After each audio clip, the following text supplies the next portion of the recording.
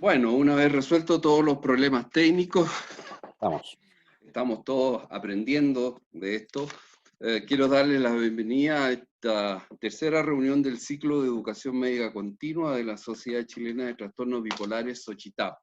Mi nombre es Jorge Cabrera y soy el presidente de la Sociedad Chilena de Trastornos Bipolares.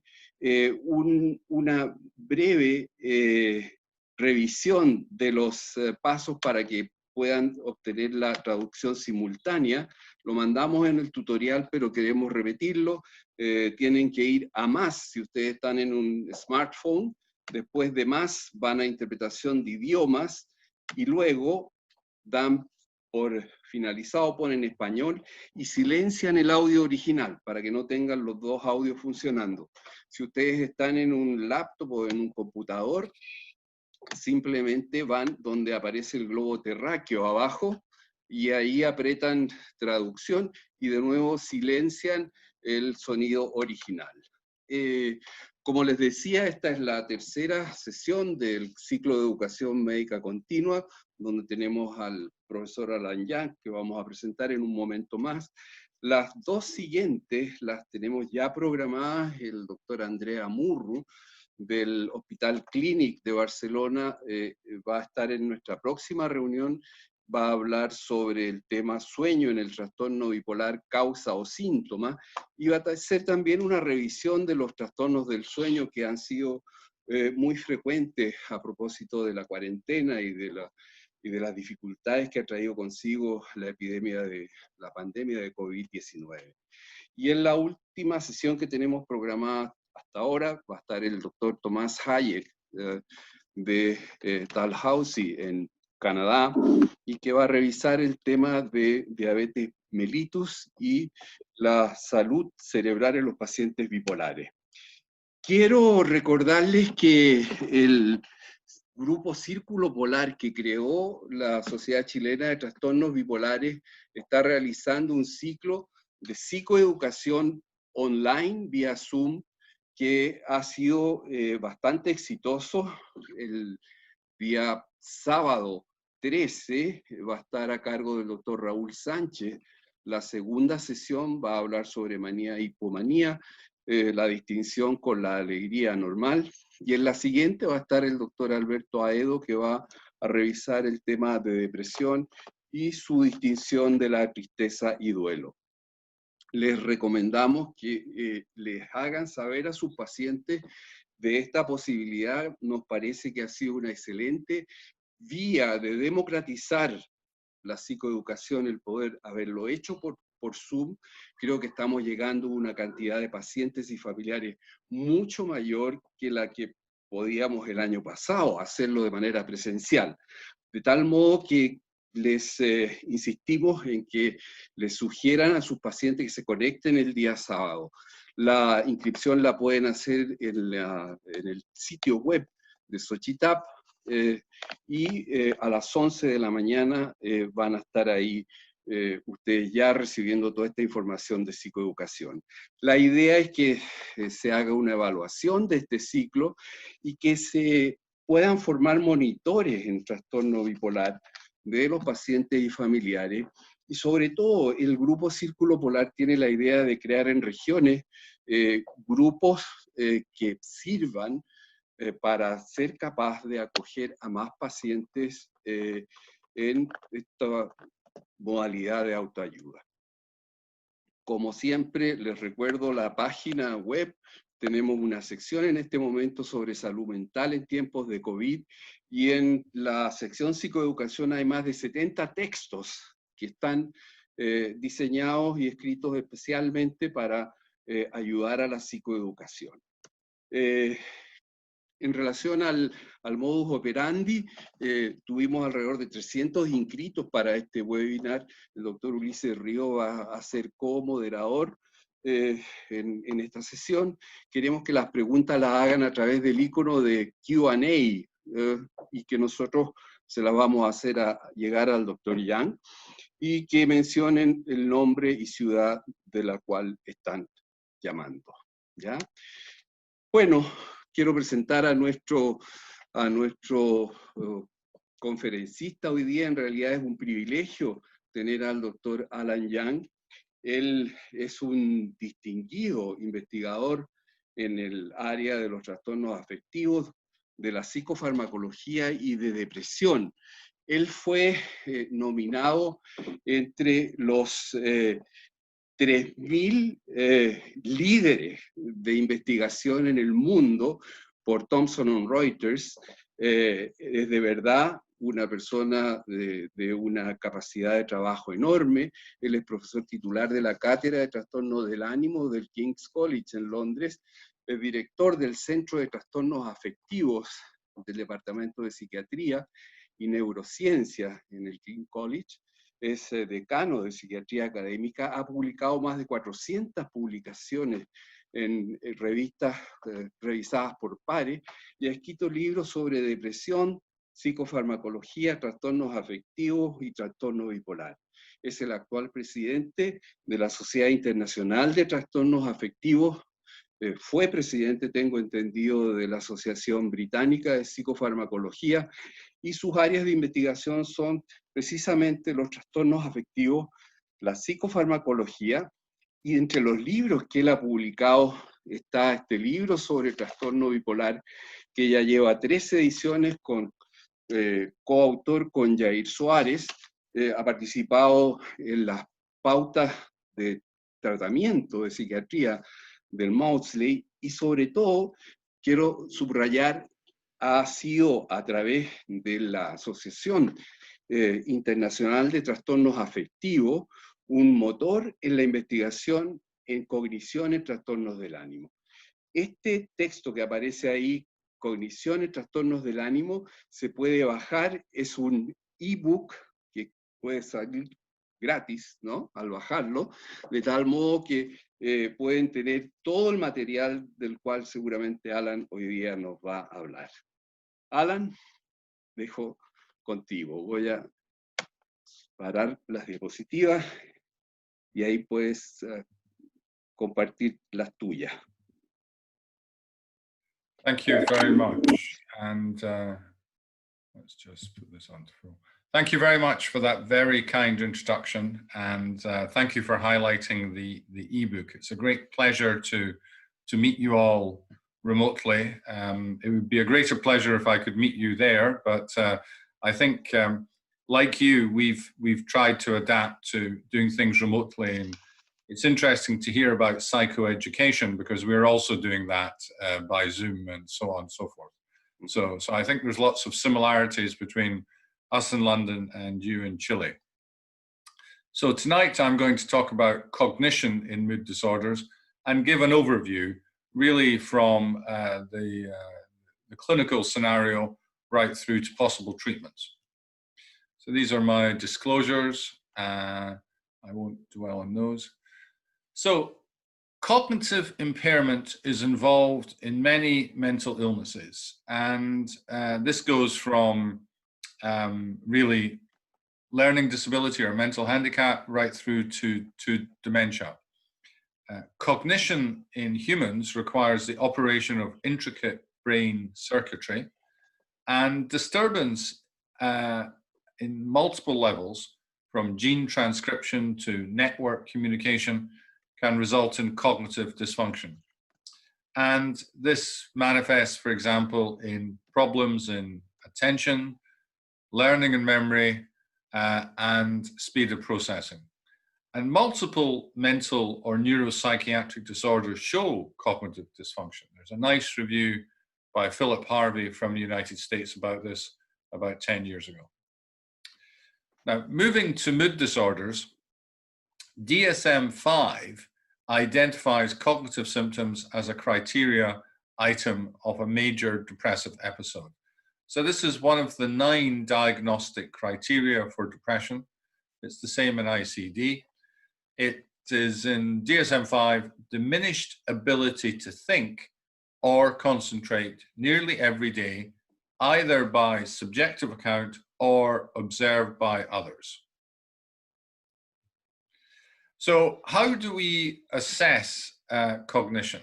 Now, I'm a psychiatrist, not a neuropsychologist, and a full psychological examination can take 5 hours, but there's a number of simple tests that can be done.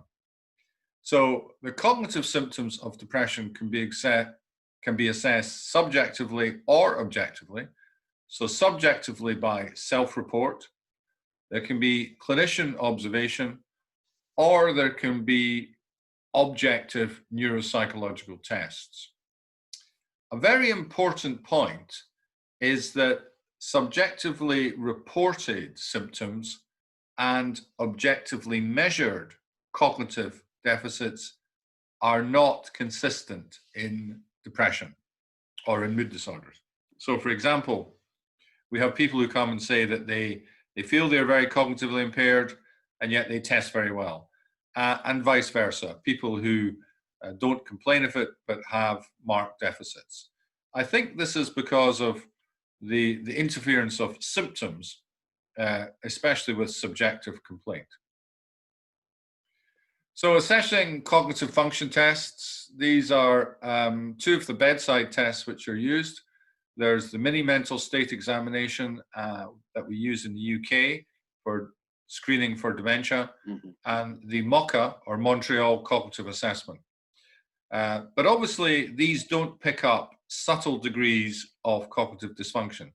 And you will all be aware that Donald Trump passed the MOCA with flying colors. So that does suggest that it doesn't pick up some degree of cognitive impairment. So it's really a screening test for frank dementia. Self-rated questionnaires, these are useful. Apart from anything else, they give a quantification of the person's subjective complaint. There's a number of them. I've highlighted in red the perceived deficit questionnaire. That's the one that we use.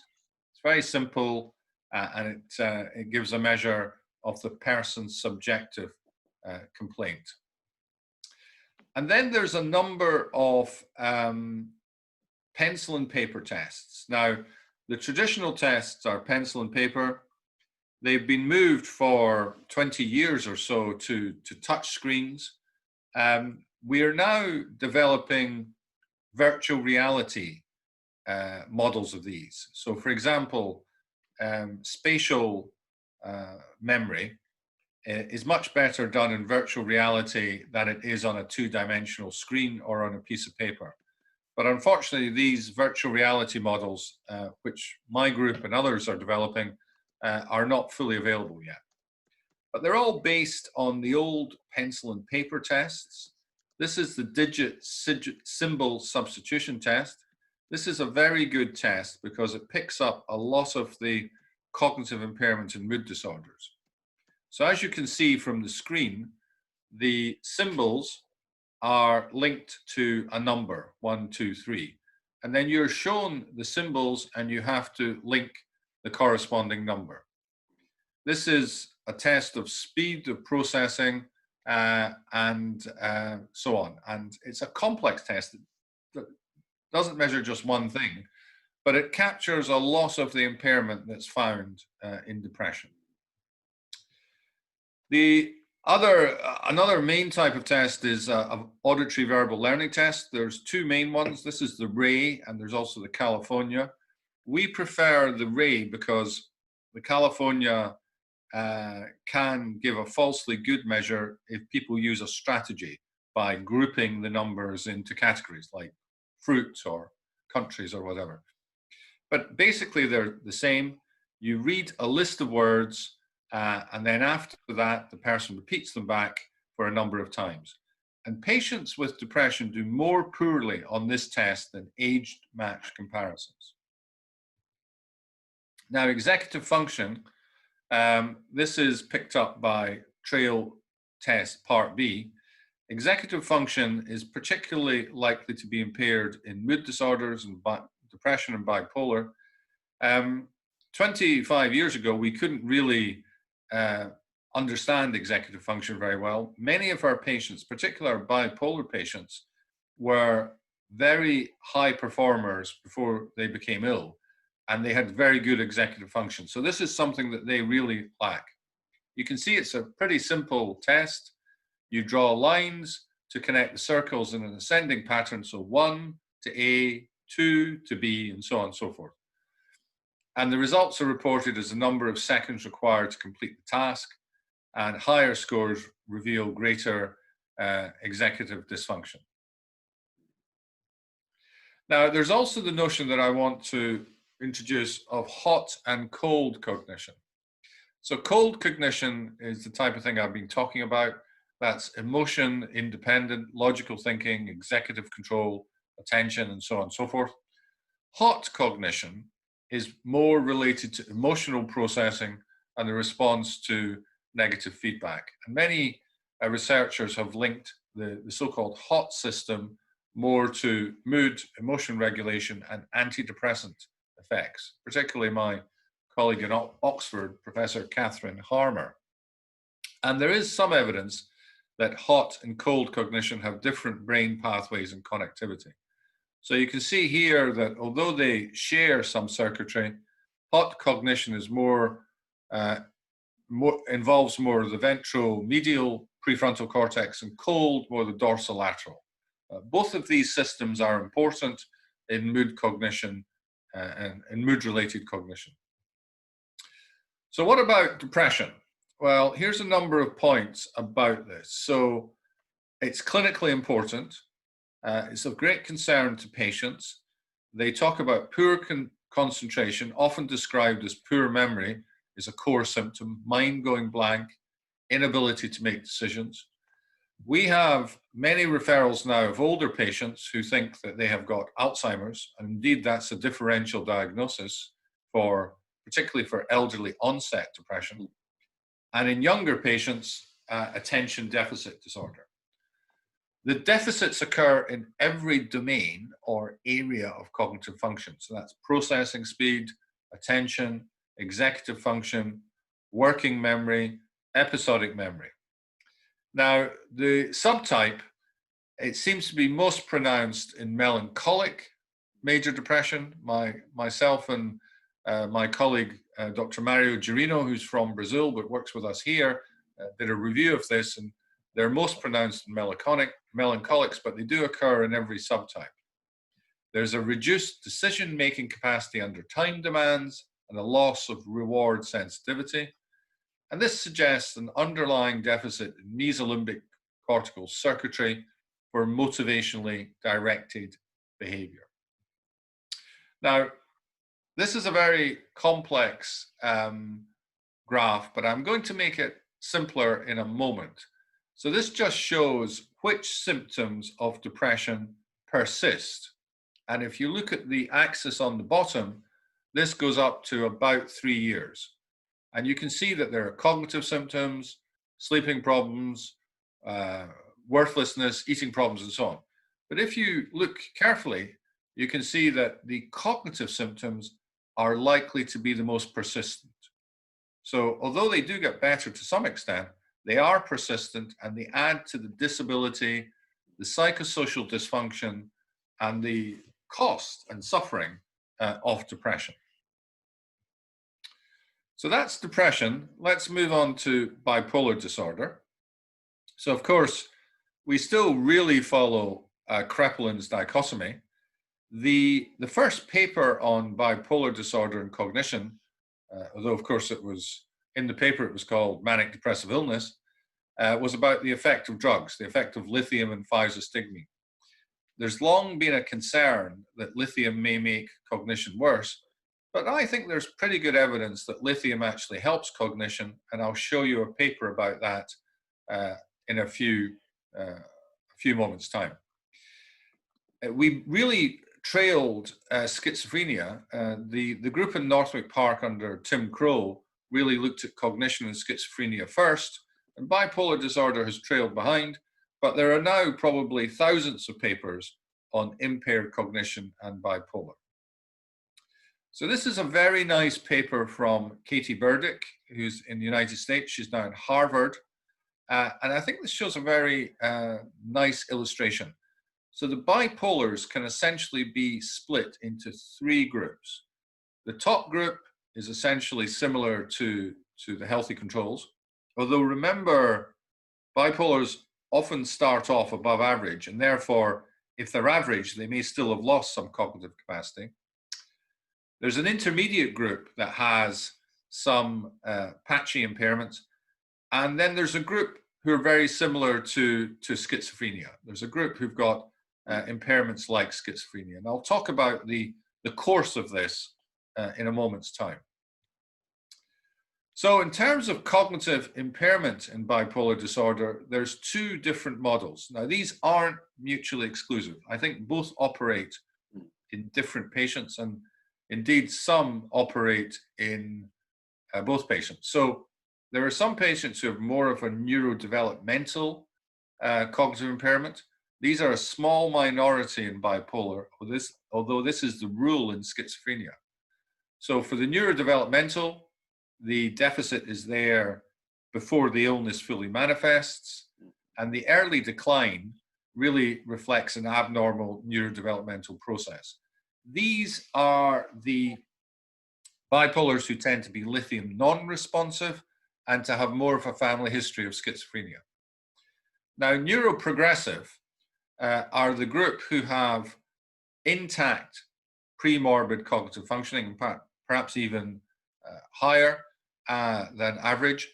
And these are the majority of people with bipolar. And the deterioration is linked to episodes. So this is very important. This means that if you prevent episodes, you can reduce the risk of the cognitive impairment. Now, this is illustrated in this graph by Ledanowski, who was in King's, but is now in the United States, I think in Harvard as well.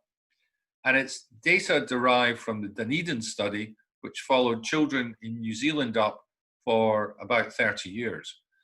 And you can see there's the healthy control group who go up and then continue on.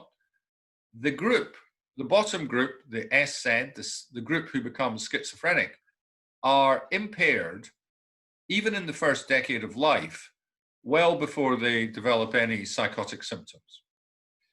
The bipolar group, it isn't shown here, but on average, they're 2/3 of a standard deviation better than the healthy controls. So they're not all bright, but on average, they're 2/3 better. But you can see with episodes, there's a decline. Now, what this graph doesn't show is the capacity for recovery.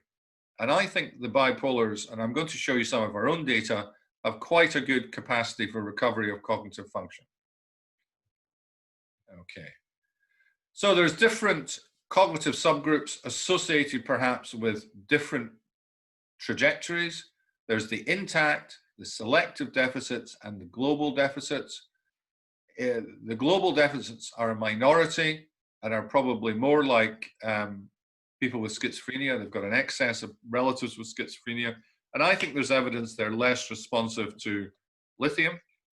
It's a nice JAMA paper about that by Bernard Bowen and others. The others follow more of a progressive nature, but the key question is whether that can be reversed. And I'll show you some of our cognitive remediation data that suggests it can. Okay, well, that's some of the background, but as physicians, we are interested in treatment and trying to help our patients. So what is the evidence for treatment of cognitive impairment in mood disorders? Well, this slide summarizes some of the data for pro-cognitive pharmacological therapies. All of these have been suggested. Vortioxetine, which is an antidepressant, our own work on mifepristone, erythropoietin, and modafinil. And I'm going to show you some of the data for vortioxetine, mifepristone, lorazepam, and erythropoietin. Modafinil is pro-cognitive in healthy volunteers, and this has been quite well shown. I think the evidence for pramipexole and duloxetine is not as strong. It's not as strong as the rest of what I'm going to show you. So this is the vortioxetine data. Now, you can see here that the effect size for vortioxetine being associated with improvement in memory, attention, executive function, and the DSST, digit symbol substitution test, varies between 0.3 and 0.5. And this is fairly impressive. 0.3 to 0.5, still a small to a moderate effect size, but it's a definite improvement in cognition. Now, the question for an antidepressant is whether the antidepressant is improving the cognition directly, or it's improving the depression, and then that improves the cognition.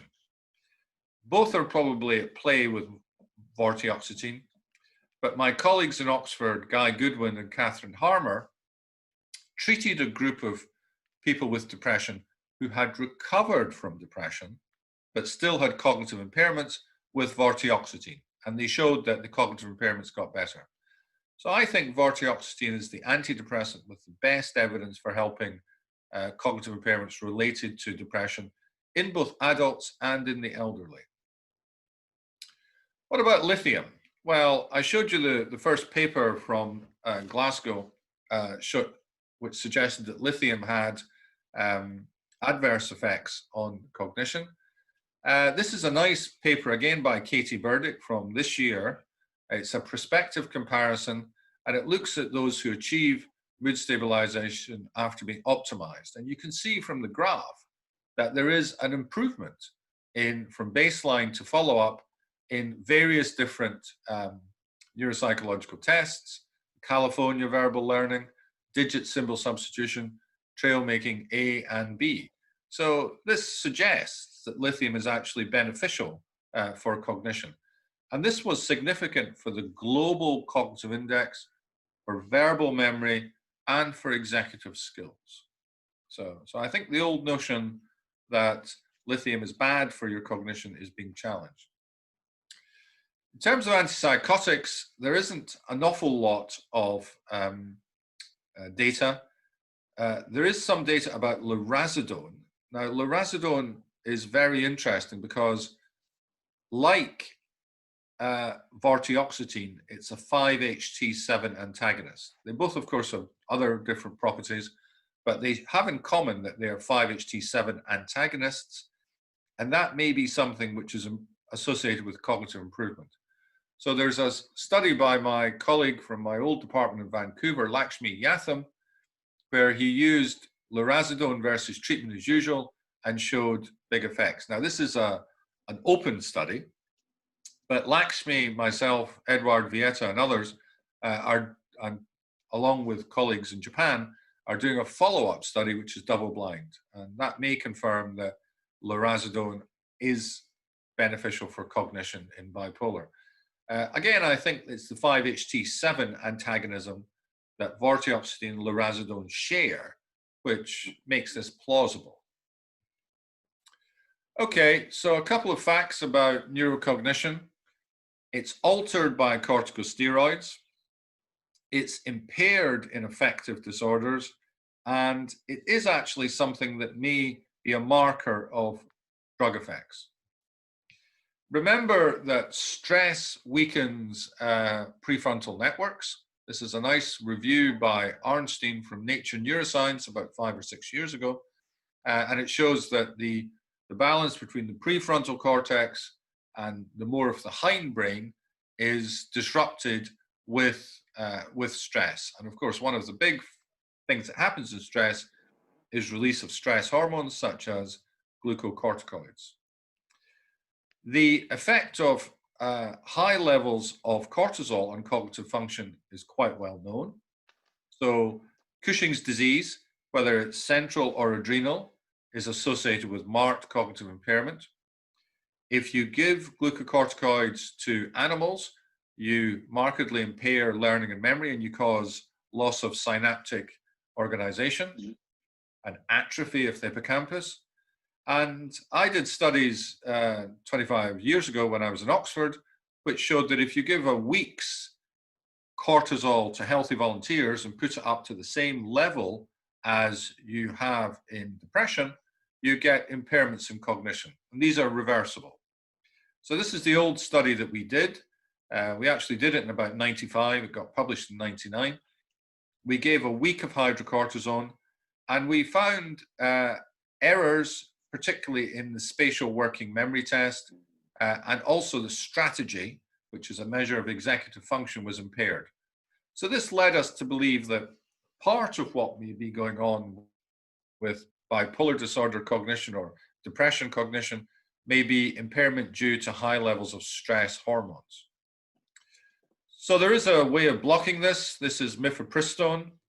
This was developed as a treatment for Cushing's, but of course the best treatment for Cushing's is surgicals, but it's also a progesterone antagonist and was used as in birth control.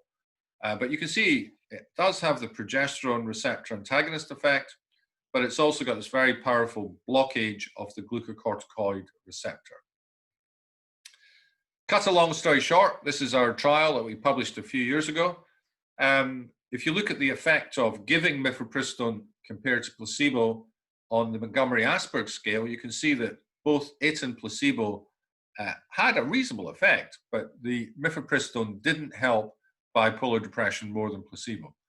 But what was clear, and the papers published in Biological Psychiatry, is that mifepristone benefited cognition. So you can see this wasn't immediately apparent, but by day 49, which is 7 weeks, there was really quite a large benefit on cognition. So because of the lack of the effect on depression, we've had problems having further trials funded, but what we've done is we have received money from the MRC, and we're doing studies just now to look at the effect of mifepristone on the brain circuitry associated with depression. And those studies are still underway. Now, there's also very nice work from Camilla Mischkowitz in Copenhagen that she's published on the effect of erythropoietin in both depression and bipolar depression. This is published. This is one of the effects here. You can see that erythropoietin enhances memory, enhances cognition in MDD, and this is mood independent and persists beyond the active phase. So again, a bit like mifepristone, the effect on the cognition was not really dependent on being antidepressant. And similarly, Camilla's shown that erythropoietin, which of course is a performance-enhancing drug that athletes use, is banned from athletes taking, but erythropoietin improves the speed of complex cognitive processing. And again, this persists beyond the active treatment phase. Now, moving on to other types of treatment, there is, of course, non-pharmacological treatment. This is a very well-known trial by the Barcelona group with Eduard Vieta and others. And you can see this is functional remediation. So in this, the Barcelona group looked at treatment as usual, psychoeducation, which we're all familiar with, and functional remediation, which is an evolution of psychoeducation. Now, this paper is much quoted. I'm sure you've all seen it before, but this just does show that the functional remediation had a better outcome than psychoeducation and better than the treatment as usual. To my knowledge, this hasn't been adequately replicated. I think it's a very interesting approach, but it's not been widely adopted. And it may be that the lack of blinding did enhance the benefits of the functional remediation. Now, moving on to our own cognitive remediation studies. I've done these over the past 5 or 6 years in London. There are multiple types of cognitive remediation. There's many things that claim to be cognitive remediation, especially things that are for sale in the United States, which in actual fact aren't. But proper cognitive remediation is restorative, restores impaired neuropsychological function, compensates for deficits through creating new strategies. Cognitive remediation has been studied in a number of neuropsychiatric disorders, perhaps again best evolved in schizophrenia. My colleagues at the Maudsley Hospital have reported effect sizes between 0.3 and 0.5 for cognition and 0.2 and 0.4 for functional outcomes. Now, this is, again, modest, but given that very few things produce this in schizophrenia, this is quite impressive. So I got together with Professor Till Wykes, and we decided to do this in bipolar. So very quickly, this is our cognitive remediation in bipolar study. I won't go through the design. We've actually got the paper currently under review with a journal just now. We've just sent back the answers to the referees. Essentially, we found an effect at both week 13 and week 25 on a number of different scores. We actually found that IQ scores improved, which was very interesting. Greater improvements in patients with cognitive remediation compared to treatment as usual. There were significant effects at week 25 in global cognitive score, verbal memory, verbal fluency, processing, and significant effects at both 13 and 25 on intellectual performance, working memory, and executive functioning. And if you look at the functional effects, we did a number of things. We did the FAST, which is the Barcelona scale, and you can see that there was an effect size of about 0.49, which is moderate effect size on the global assessment scale and the UPSA. All of these were, I mean, the effect size on the global assessment was actually an effect size of 3, which is huge. This is what the patient says they're better at. So this is actually very interesting. This is really very much a patient-reported measure, and they picked tasks that they weren't performing very well at, and they got better with the cognitive remediation. Okay, so that's our cognitive remediation study, and we're planning further studies. And I think there's a number of unanswered questions. One is, can we replicate the effect of our cognitive remediation package? What is the effect if we combine cognitive remediation with one of the drugs, either lurazidone or vortioxetine, which has been shown to be good in cognition for mood disorders? And there's multiple other questions. But to summarize, cognitive impairment occurs in a range of neuropsychiatric disorders, and it's different for everyone, but this includes major depression and bipolar disorder. The cognitive deficits endure beyond illness episodes for both depression and for bipolar. And I think the cognitive deficits are, to some extent, they're invisible, but they impact greatly on the patient. They're independent to some extent from depression. The real world impact of these deficits is considerable. So if you go back to why I became interested in this, in the 90s, when I was working in Newcastle, we had a clinic full of people that we got better from bipolar depression, mixed states and so on. But afterwards, they kept saying that they couldn't return to their job, which was often a high-powered professional job. There was something missing. And it took us a long time to understand that this was really these subtle cognitive deficits, particularly executive functioning. So I think screening and assessment of cognitive deficits and cognitive decline are very important in the management of mood disorders. I think we probably need to make this part of our practice. In terms of therapy, there's very few therapeutic studies. I've gone over most of them. Erythropoietin isn't a practical therapeutic tool, but lurazidone, vortioxetine, even mifepristone might be. And also, there's not only pharmacotherapy, but also cognitive remediation approaches. I've talked about the functional remediation approach from Barcelona. I've talked about our CRIB results. And I think a bit like we've adopted psychoeducation everywhere from Chile to London to Australia to Japan, we may be thinking about adopting cognitive remediation strategies to help our patients in the future. I'll stop there and thank you for your attention. Gracias. Gracias. Okay. Muchas gracias, Allan, por tu tan completa exposición. No sé si... en silencio. Sí. Me parece. Allan, sí. Yes. Yo estoy en silencio. ¿Yo? You're being translated. Ok, perfecto. Ya. La primera pregunta que surge, Allan, es ¿cómo es la estructura de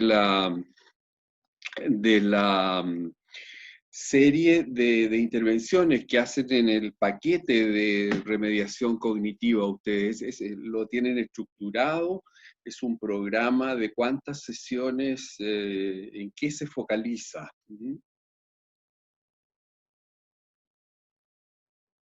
Yes, that's a very good question. So we use the circuits package, which was designed by Professor Tilwykes and which has shown the results in schizophrenia.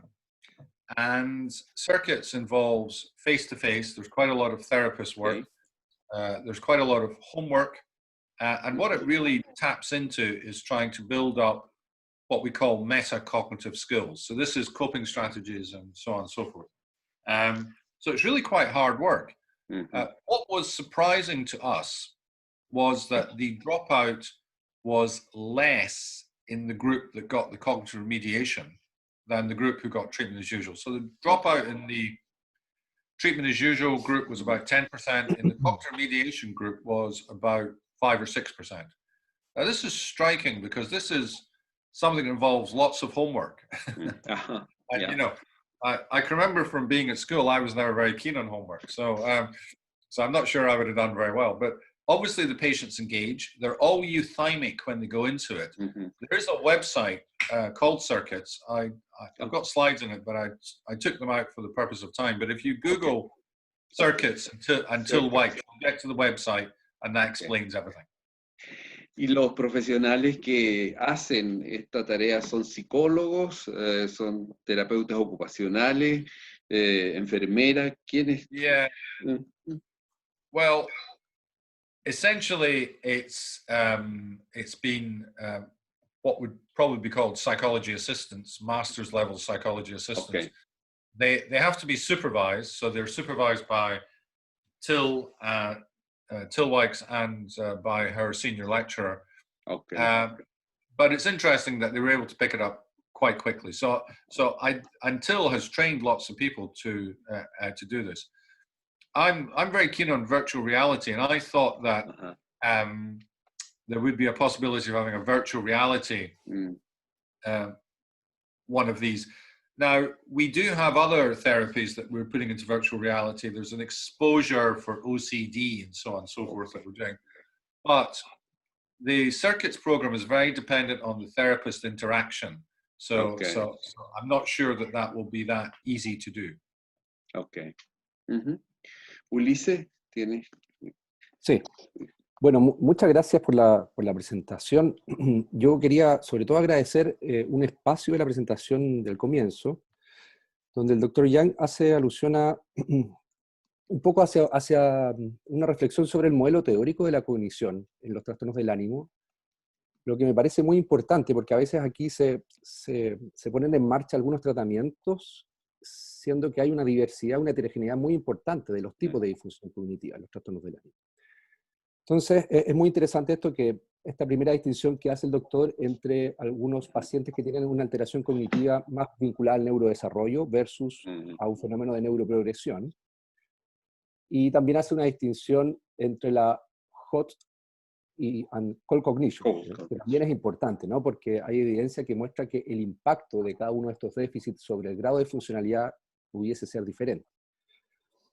Ahora bien, incluso dentro de la misma neuroprogresión, uno también podría pensar que hay diferentes trayectos. Hay gente que neuroprogresa a una velocidad distinta, ¿no? Hay una sensibilidad hacia los episodios diferentes, ¿sí? Entonces, la pregunta es, ¿cuál es su opinión en torno a la brecha que aún existe en la construcción de un modelo en cognición, en trastornos del ánimo, y de qué forma estas como agrupaciones iniciales están integradas en los ensayos clínicos o en la investigación en cognición? Hay mucha evidencia en cognición que desatiende un poco mirar cómo ordenar esto a través de un modelo teórico que permita clínicamente ir a ensayar terapias con mayor efectividad. Yeah, I think that's you've raised a number of very important points. So the first thing to say is that when we see our patients in the clinic, there's lots of things that contribute to cognition. cognitive impairment perhaps in a secondary way. So one of them is alcohol and substance misuse. There's head injuries and so on and so forth. We did a paper about almost 20 years ago, which was published in the British Journal of Psychiatry. I took the slides out, but we set out to prove that there wasn't a cognitive impairment in depression, because we thought that the cognitive impairment could be explained by having had ECT, having had a head injury, being on a beta blocker, being on a benzodiazepine, being on a tricyclic, having come off a tricyclic, and so on and so forth. So we actually went into general practice and the community, and we got about 50 drug-free depressives. I mean, I remember this because I was told by a very distinguished professor that we'd never be able to do it. You can't get drug-free depressives. But tribute to my then lecturer, who's been a professor for a number of years, Richard Porter, who's in New Zealand. Richard went and did it. Now, it was really striking because I was convinced that once we took all those factors out, there would be no cognitive impairment, especially in a group of general practice depressives. And what was striking was that there was really quite a marked cognitive impairment. I can still remember being shocked by the data, which is always a good sign. When a researcher is shocked by his data, suggests it's real. So it was also from that study notable a couple of things. One is that the patients could often cope with low level of cognitive difficulty. So they often performed similar to controls when the task wasn't too demanding. But as you increase the difficulty level, the people with depression simply can't do it. So that's one point. That's actually very important clinically, and I say this to my patients. You may be doing okay at home, but when you go back to work, there'll be a bigger cognitive challenge. And then, of course, they're going to have a catastrophic failure and hot cognition kicks in and so on. The other thing is that at the first time we saw them, there was a correlation between higher depression scores and some aspects of impaired cognition. Particularly, poor memory was associated with higher depression scores, but executive function wasn't. And then we followed them up. This is all published. We followed them up 6 weeks later. This group of patients responded really well to treatment. Their depression scores came down, their memories improved, but executive function was still impaired. So there's differential trajectories in the improvement of cognitive dysfunction. Now, you hinted at a lot of other things in your question, and I think you've got to think about the background of the patient. You've got to think about if they've got a family history of psychosis, that's going to probably increase the neurodevelopmental loading and so on and so forth. So all of these things have got to be considered. It's very complicated in the clinic. But nevertheless, I think we're beginning to learn a few clinically useful facts, both for assessment and possibly for treatment. There's a question here from Mauricio Camus. Dice, where do you see more bad effects in cognition? Bipolar type 1 or 2? He's from Santiago. In both, he asked, do you recommend lurasidone? Well, the first thing to say is that we've reviewed this and we have published this, and you get the cognitive impairments in bipolar 1 about the same in bipolar 2 and in ADD. It goes across the range. For that reason, I would, for cognition, be prepared to extrapolate from bipolar 1 to ADD. So the two drugs which are possibly useful are vortioxetine and lurasidone. But remember, you've also got to consider the other aspect of controlling the mood and also side effects and so on. But I would be prepared to use those two across the range from bipolar 1 to MDD. Okay. Yeah. Sí. Yeah. quería resaltar otro punto importante también me pareció muy interesante de la presentación acerca de sus estudios iniciales sobre el rol del cortisol en el funcionamiento cognitivo. ¿Cuál es su opinión en torno al rol del estrés temprano en el funcionamiento cognitivo posterior en pacientes con trastornos del ánimo? Pensando que este es un grupo de pacientes donde habitualmente la frecuencia de maltrato infantil es mayor que la población general, ¿no? Y entonces, y muchas veces es una variable que no está integrada, la mayor parte de las veces, lamentablemente, es una variable que no se integra en los estudios que van a medir la disfunción cognitiva en trastornos del ánimo. Me gustaría conocer su opinión en torno al rol del maltrato infantil en la disfunción cognitiva de los trastornos del ánimo. Yeah, that's a great question. So I think Charlie Nemiroff and colleagues recently did a review about early life adversity and showed that and suggested this is one of the most powerful negative environmental effects for psychiatric disorder, particularly mood disorders. And we've been very interested in this over the years. In actual fact, we've got data that suggests that the particular part of emotional adversity, early life adversity, that's the most powerful in terms of being bad for your brain and for your stress system is emotional neglect and emotional abuse, which is, fits with the old psychoanalytic theories, really. So I think this is very important, and I think we should be thinking about this better. We're actually doing a study on this where we are specifically recruiting people from the community, and we're actually looking at them in terms of their experience of early life adversity at the two extremes, and then we're going to measure cognition and stress hormones and mood. That's absolutely vital. It's one of the big factors that we need to look at in all research. Yeah.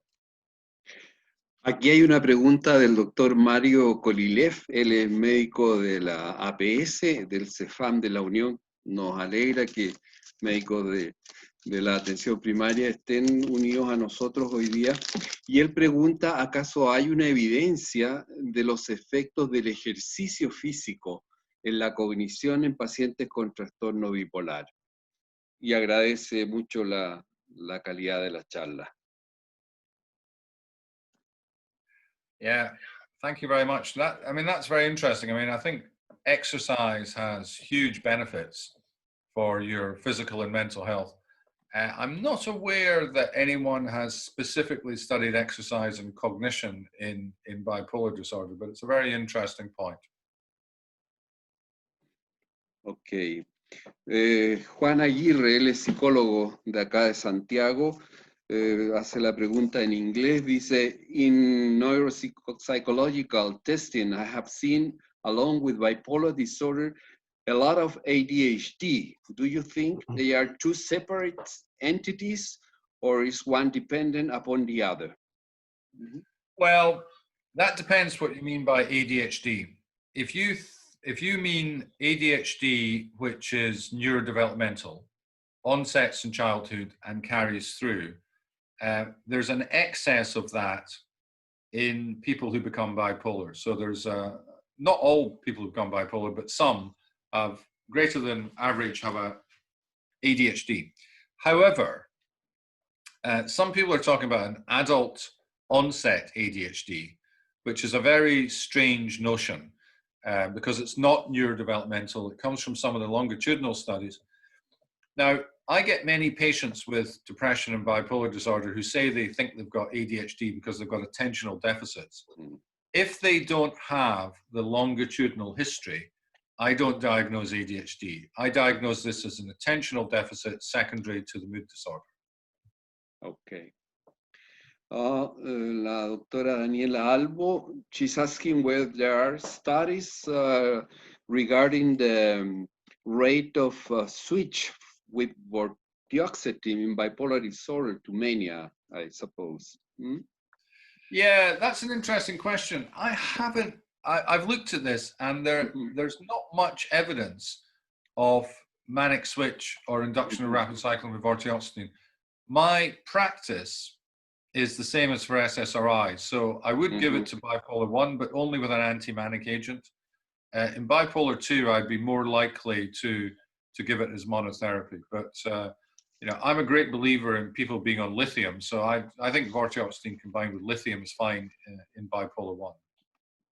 Voy a cogerme de esa última parte de tu respuesta, Allan, y quiero preguntarte a propósito de un estudio que ustedes hicieron hace poco, que fue publicado, un estupendo estudio de revisión de las guías de tratamiento de depresión resistente, refractaria a tratamiento, y que es una suerte de guía para entender las guías, digamos, ¿no? Una guía para surfear dentro de la multitud de guías de tratamiento.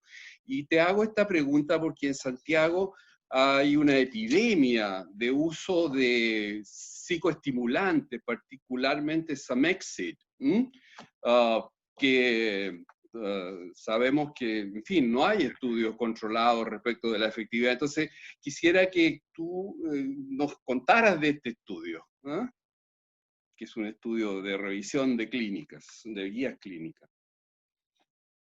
Well, I mean, I don't think psychostimulants I'm not sure the evidence is that strong. We're actually doing a study about pramipexole added to bipolar depression. This is a national study that we're taking part in, being headed by one of my colleagues and by Hamish McAllister-Williams from Newcastle. The evidence, to my mind, was not that powerful, but nevertheless, the grant agency wanted that study to be done. I think there's fairly good evidence that modafinil is helpful when added to antidepressants. The question came up the other day about cocaine, and someone said, well, wouldn't cocaine be antidepressant?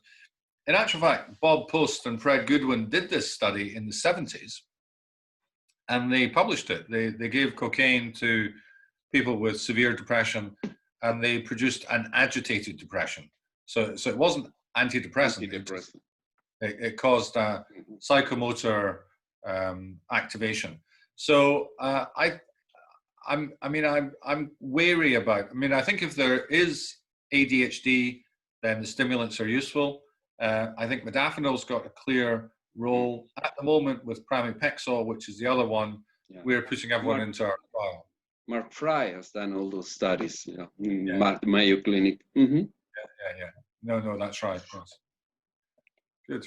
But regarding the studies of the guidelines, what you suggest there that the lithium and antipsychotics, the atypical antipsychotics, are the agents that are most recommended, aren't they?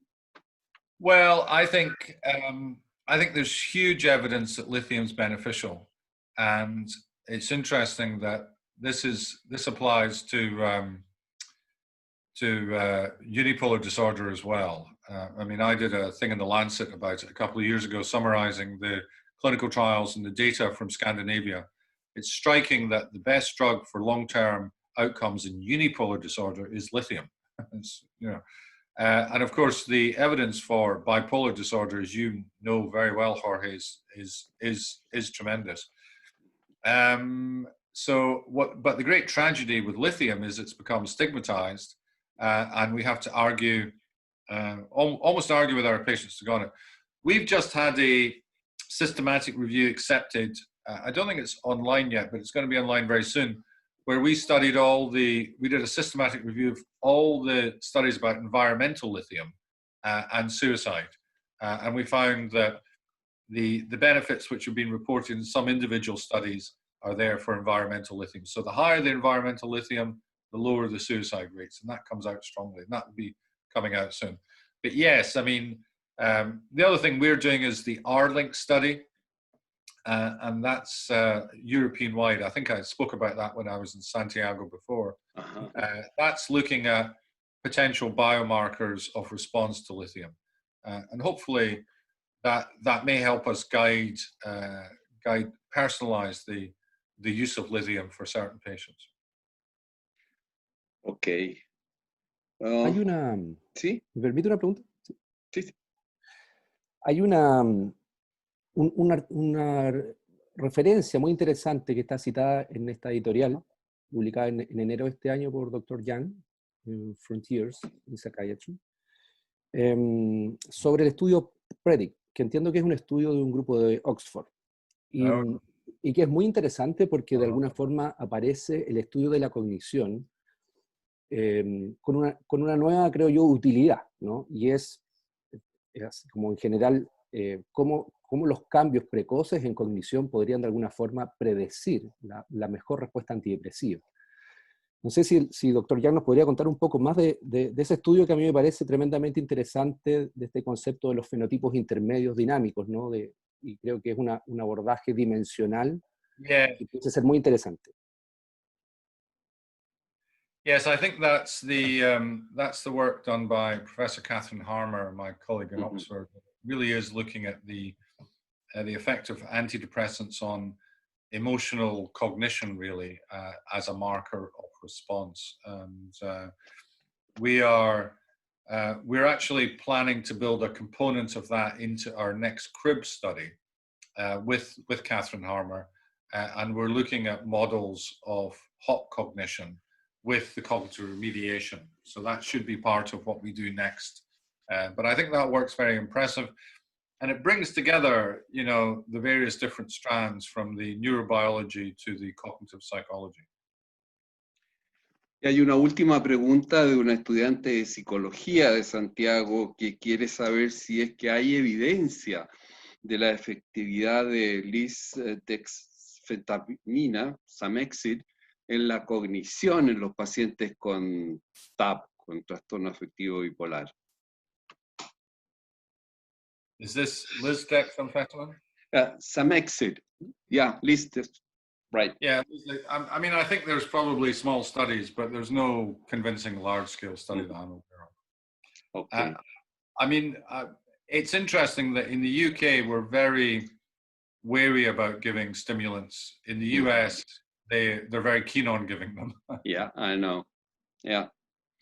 And we are copying too much the USA style of prescribing.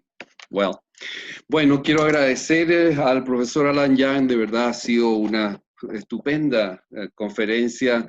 Muchas gracias, Allan. Creo que ha sido... Okay, see you. I hope to see you sometime in the flesh. Okay, yeah.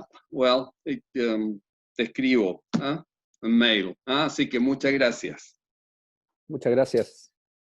Okay.